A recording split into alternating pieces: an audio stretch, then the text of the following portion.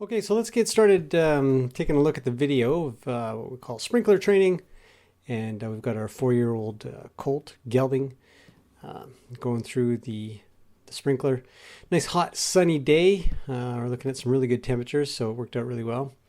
And one of the things that we want to kind of get going on with here is just getting them into the water, getting them used to the idea that sprinklers aren't so bad, because if it's not one of these, it's one of those pulsing ones that go around in circles and they make noise, and horses tend to get a little nervous. They're not really sure what's going on if they've never seen one before. And it applies to all kinds of things: plastic bags, garbage cans, logs, squirrels, cats, dogs, bicycles, loud cars, everything. Flower pot hanging on the side of a fence or something. Anyhow, so what we're doing here is just using some basic ground skills, using just a lead rope. You can use a flag if you really want to. If you can get the job done with just your voice or your hands, great. He responds well to just kind of coming around through being led, opening up one arm to say, I want you to move around me, and then using the other rope to drive him around. I'm never going to be able to pull him into the sprinkler, but I should be able to drive him through, essentially, is the way I'm looking at it. So in the beginning of this here, we're going to take a look at a way essentially to not do it. If you don't trust your horse, if you think your horse is going to run you over, if you think that you can't block them before they get to you or something, this particular method is not the best, because essentially what I do here is I put the horse between myself and the thing it's trying to get away from.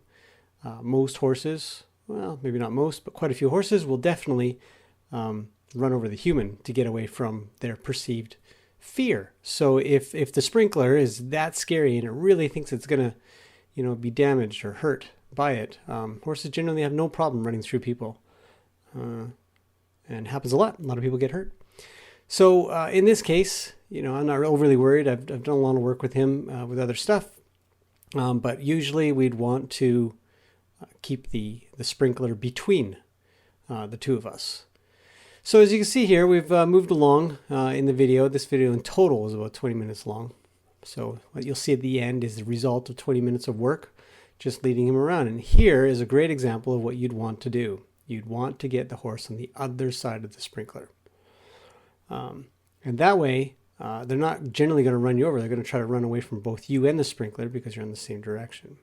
Something to keep note of is as much as you can, pet them. Make them feel good. Let them know, hey, this is a safe place. This is a safe place for both you and I. You'll see further on in this video how I sort of avoid the sprinkler here and there, and so does he. He's concerned whether or not the water's going to hurt him, obviously, because I don't want to get sprayed. So there's a lot to it where you do this on a nice, warm, sunny day where you're not worried about getting wet, and you can get the job done. In this example, briefly there, I showed some backing. Backing your horse into something that it considers dangerous is really important, but you have to have the ground skills to get it done. Here again, we kind of have the horse come between us and the danger.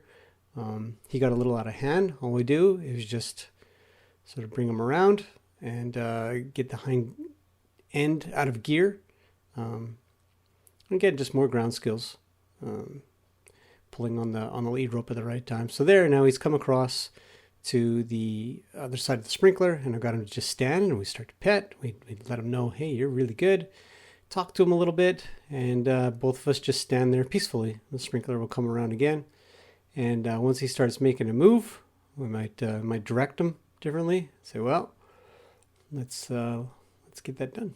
So here I am just leading him around. As you can see, as I duck my head down, he ducks his head down. So keep in mind that horses are always watching. They're always seeing what you're doing. They're wondering if you think it's a danger, whether you find it uncomfortable, and they will mimic that. They will copy that. So that is a great example of how the things that you might do might concern them. And here I've kind of ducked down to sort of show that you can lead a horse. You can direct a horse. You should be able to direct a horse or have them stand or do something from whatever position that you're in. You could be on the ground. You could be up high. You might be on a fence. As you can see here, I'm ducking under the water, and he's kind of avoiding it too. They don't want to get water in their ears. nose, eyes. But overall, he's calmed down. He's not running away from the water so much. He's sort of following me around as I lead him around. He ducks his head, I duck my head, all kinds of good stuff like that. And we pretty much get the job done. And I think it's about 17 minutes in total.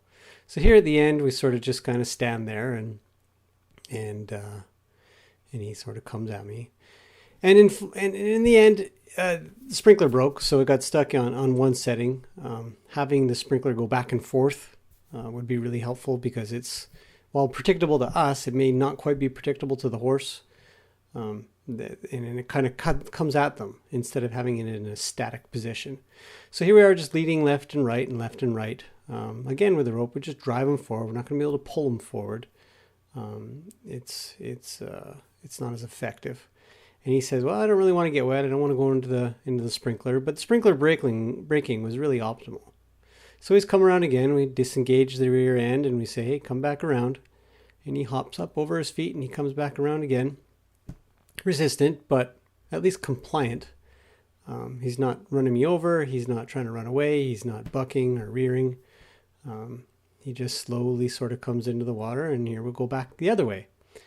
Timing is everything. And release, you can use treats if you'd like to. This is a pressure and release sort of approach. What we're doing is we're just sort of pressuring him to take another step, and then maybe one more step, and see if we can just get him to go in, say, well, a little bit more, and we're leading with the right hand. So we're opening that way up. We're closing it with the left hand with the swinging rope. Not once in this video did I need to ever sort of hit him with that rope. I got him to just, move around nicely, just with the pressure of it and the leading of the other side. Finally, he got the job done. Stood there nicely, pet him, let him know this is probably the best place he could possibly be standing. And he came in for some snuggles, and in the end, came towards the sprinkler. So it was a good result. He'll get more of this in the future, obviously, because he's not quite there yet. He should be able to walk into that without any trouble whatsoever. But yeah, it was a good result in the end. We got the job done. He's got a little bit more sprinkler experience under his girth. And hopefully next time we go out on a trail, he won't be so much trouble.